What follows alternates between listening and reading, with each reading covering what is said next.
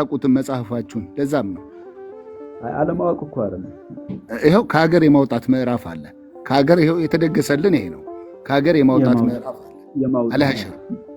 ስለዚህ ይሄንን ስትቀራ፣ ይሄን ክፍል ስትቀራ ኢንሻአላህ እያልክ ነው። ኢንሻአላህ እነዚህ ክርስቲያኖችን ካፊሩን ከሀገር አስወጣለሁ፣ ሸሪዓ ህግ መሰርታለሁ እያልክ ነው የምትጸልየው። ሸሪዓ ህግ መመስረት ክርስቲያኖችን ማስወጣት ነው። ኦፍ ኮርስ መሐመድ ትምህርቶች ከአጋንንቶች ነው አይነት ነገር ነው እና ርዕሱ እሱን አይቼ ገብቼ ነው እንግዲህ የፉአዴን ውይይት እየሰማሁት የነበረው። በእርግጥ ብዙ የቁርአን ክፍሎች ላይ የምናቀርባቸውና የምንመለከታቸው ብዙ ክፍሎች አሉ። እንዲሁ ለፉአዴ ነው ይህንን ሀሳብ የምሰጠው። ከዛ በፊት ግን ስንመለከት ለምሳሌ ያክል በሱረቱል ኒሳ ወይም ደግሞ ምዕራፍ 4 ቁጥር 89 ላይ ስንመለከት አላህን የካዱትን እስልምናን የካዱትን ጓደኛ እንዳታደርጓቸው ግደሏቸው ይላል። ይሄኛው ዋነኛው የመሐመድ ትምህርት ከአላህ እንዳልሆነና ወይም ከእግዚአብሔር እንዳልሆነና ከሸይጣን እንደሆነ የምንረዳበት ነውና ለምንድን ነው የካዱትን ሰዎች ጓደኛ ለማድረግ የተፈለገው ከሚለው በዘለለ ደግሞ ዘለል ብለን ስንመለከት ልክ 89 ላይ እሱን ከማንበባችን በፊት 88 ላይ ስናነብ አላህ ራሱ እንዲክዱ ያደርግና ያጠማቸውና የካዱትን ደግሞ እንዲገደሉ ያደርጋል ማለት ነው። አወጣልኝ ወንድሜ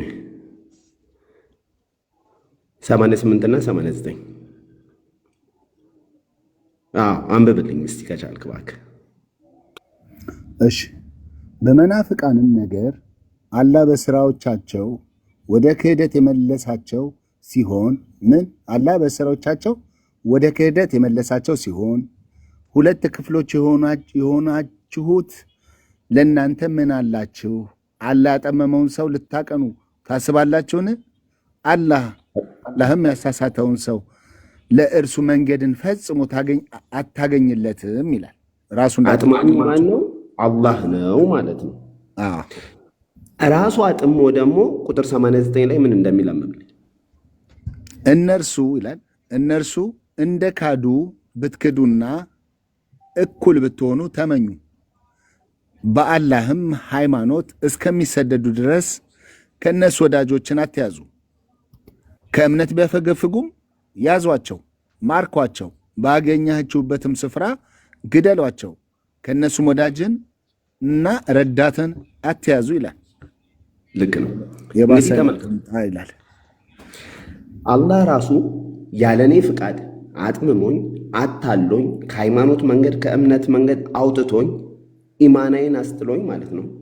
መጨረሻ ላይ ደግሞ መጥቶ የአላህን መንገድ እስከሚከተሉ ድረስ ያዟቸው፣ አሳዷቸው፣ ግደሏቸው ከሚል የበለጠ አጋንንታዊ አስተምሮ የለም። ባይዞ ይህንን ነገር ደግሞ ስንመለከት እኛ ክርስቲያኖች እንደ እስልምናው ሙስሊም ሆነን አይምሯችን ውስጥ እስልምና እንደ ሙስሊም ሆነን ብናስበው የአላህ የመጀመሪያው ቪክቲሞች እኛ ክርስቲያኖች ናቸው፣ አኮርዲንግ እንደ እስልምና ማለት ነው። ይህን ደግሞ የምንለው በምክንያት ነው። ለምሳሌ ሲባል ክርስቶስ ኢየሱስ ተሰቀለ ይባላል። በእኛ ስለኛ ኃጢአት ሞተ እንላለን በእኛ በክርስቲያኖች። በእስልምናው ግን ክርስቶስ ኢየሱስ እንዳልሞተና ኢሳ አለይሂ ሰላም እንዳልሞተና በሱ ምትክ ሌላ እንደተተካና እሱን የሚመስል በመልኩ በምኑም ማለት ነው። አንድ ሰው ሲናገር እንደውም ሰምቻለሁ። ኢቨን ኤፍቢአይ እንኳን መጥቶ አሻራውን እንኳን ቢመረምር ራሱ ኢሳን አድርጎ ከሰቀለ በኋላ ደቀ መዛሙርቱ እሱን አይተው ኢየሱስ እንደተሰቀለ ሆኖ ስላዩ እሱን እንደተሰቀለ እንደሞተ እንደተነሳ ከሰበኩ በኋላ ከ600 ዓመት በኋላ መጣና እነዚህ ከሃዲዎች ናቸው አለ። እኛ ክርስቲያን እንድንሆን ያደረገን ማን ነው ሲባል እንደ እስልምና ራሱ አላህ የሸወደን ራሱ ነው። ራሱ አስቶን ከእምነት መንገድ አውጥቶን ደግሞ ኢስላምን ለምን አልተቀበላችሁም ብሎ አሳዶ ይገለናል። ከዚህ የበለጠ አጋንንት ማን ነው? ቶሎ ብዬ ልናገርና አልጨርስ፣ ወይም ደግሞ ፉአድ ጥያቄ ካለው መመለስ እንችላለን። ከጠየቅከው እስቲ ፉአድ ምን አይነት እይታ አለው ነው በዚህ ሀሳብ ላይ? ራሱ እንዳሳሰተኝ ያልከው በምን ምክንያት ነው? ቁጥር 89 ላይ አለ። 88 እና 89 ላይ ሱረቱል ኒሳ ላይ ማንበብ ትችላለህ ወይም አንብብላት። የሴቶች ምዕራፍ ላይ ይኸው እኮ አነበብኩኝ። በመናፍቃንም ነገር አላህ በስሮቻቸው መናፍቃን የሚለው አማኞችን አይደለም ካጆችን አላህ በስራዎቻቸው ወደ ክህደት የመለሳቸው አላህ ነው መላሹ በምናቸው በስራዎቻቸው ሲሆኑ ሁለት ክፍሎች የሆናቸውት ለእናንተ ምን አላችሁ?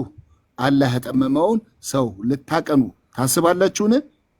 አላህም ያሳሳተውን ሰው ለእርሱ መንገድን ፈጽሞ አታገኝለትም ካለ በኋላ እነርሱ ይላል። እቺ ቃል እንግዲህ ተጨምራ ነው። እንደ ካዱት ብትክዱና ብትሆኑ ተመኙ፣ በአላህም ሃይማኖት እስከሚሰደዱ ድረስ ከእነሱ ወዳጆችን አትያዙ። ከእምነትም ቢያፈገፍጉም ያዟቸው፣ ማርኳቸው፣ ባገኛችሁበትም ስፍራ ግደሏቸው። ከእነርሱም ወዳጅንና ረዳትን አትያዙ። ፉአድ ጥሩ ሀሳብ ነው ያነሳው። ሰው መጀመሪያ አስቀድሞ መምረጥና አለመምረጥ ይችላል፣ መቅናትና አለመቅናት ይችላል ብለኛል። ፎር ዘ ሴክ ኦፍ አርጊውመንት ልቀበለው። ማለትም ሁላችንም ኃጢአተኞች ስለሆን በዚህ ምድር ላይ የምንኖረው በቃሽ አመፀኞች ነንና ችግር የለውም ይባል። ሲጀመር ለመጀመሪያ ጊዜ ኃጢአት የሌለበት ነውር የሌለበት ምንም የሌለበትን አደምን ያጠመመው ማን ነው? አንብብለት፣ ወይ ራሱ ማንበብ የማይችል ከሆነ እንትን አድርግለት በትራንስሌት። በዚህ እሺ እንዲሁ ልንገረው ወይ ካላመነ ይተረጉምለታል ማለት ነው። እዚህ ላይ እንግዲህ የምንመለከተው ሙሳና አደም ሲከራከሩ እናያለን። ነቢዩ ነው የተናገሩት ማለት ነው። ሙሳ ምን ይለዋል አደምን? አንተ በጀነት ተፈጥረ በመልካም ቦታ ሆነ ሳለ እንዴት እንደዚህ አይነት ኃጢአት ሰርተ እኛንም መከራ ውስጥ ከተናላል? ከዛ አደም ደግሞ መልሶ ለሙሳ አጭር አድርጌ ነው የምነግርህ፣ ራስ ታነበዋለህ። መለሰለትና እንዴ ሙሳ አንተ አላህ የመረጠ ፊት ለፊት ያናገረ መጽሐፉን የሰጠ ሆነ ሳለ እንዴት እኔን ብሌም ታደርገኛለህ? አላህ እኔን ከመፍጠሩ ከ40 ዓመት በፊት ኃጢአት እንድሰራ ያደረገኝ እሱ ሆኖ ሳለ ለምን እኔን ትከሰኛለህ? ኃጢአት የማያውቀው አዳም በአላህ ምክንያት ጠሞ እኛንም እንግዲህ እዚህ ምድር ላይ መከራ እንድናይ ያደረገን ማለት ነው። አጥማሚው ማን ነው ሲባል አላህ ነው። ተርጉምለት።